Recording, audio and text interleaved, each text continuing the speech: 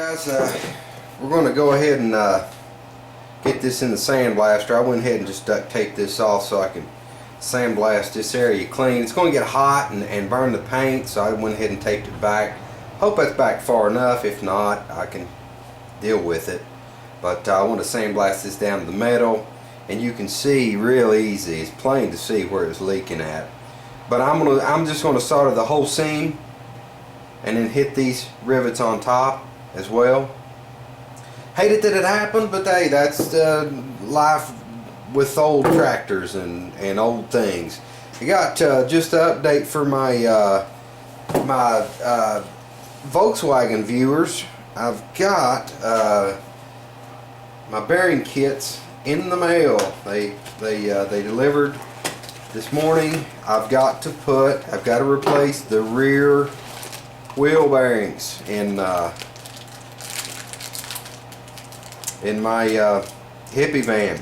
Got to get those bearings replaced. I got the master kit that's got the seals and the bearings, so for all my Volkswagen viewers, that will be coming up shortly. I don't know if I can get to it tomorrow. Right now I got to get this tiller out of my garage and my tractor. Got to get that done tonight before I can get started on this. Alright guys, I got the tank untaped here. I was going to try to show you where the leak was here. I don't know if I'll be able to focus or not, but let me zoom it in here.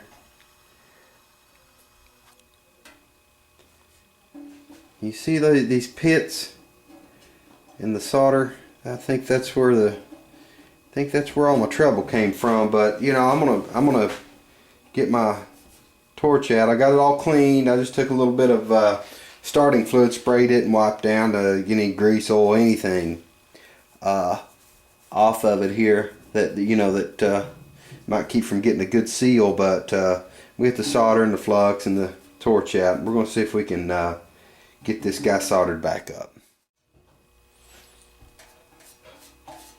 Go around this guy with some flux here.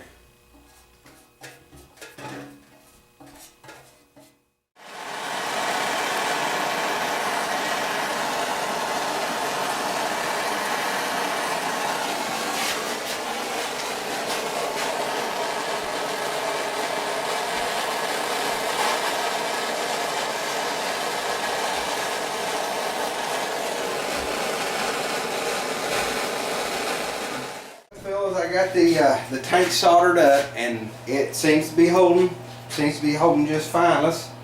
Let's see if this guy will fire up good.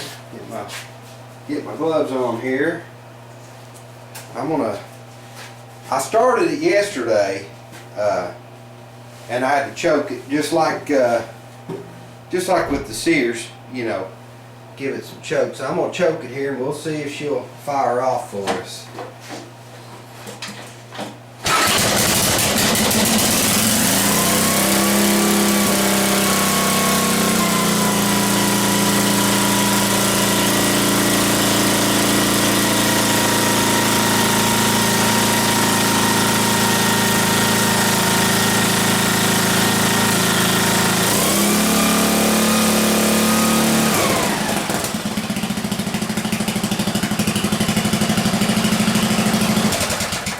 Well, boy, she's an oil burner, that's for sure. That's a smoke wagon right there. I'm gonna have to keep a real close check on the oil level when I run this thing, and after this season, she's gonna have to get a rebuild.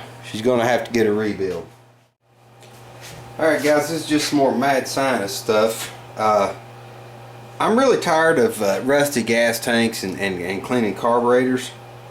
What I've done here, these are just little pieces of rivet, you know, like the Hobbycraft rivets or whatever.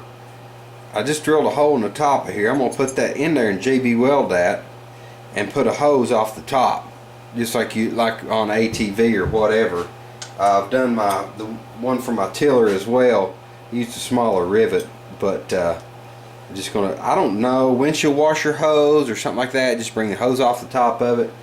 You keep my gas tanks from getting water in them. It's just a big pain in the butt because, like I told you before, my stuff sits outside. I don't have a big shed or whatever I can put this stuff in. and I don't want any more water in it, so I'm gonna do what I can to keep that from happening.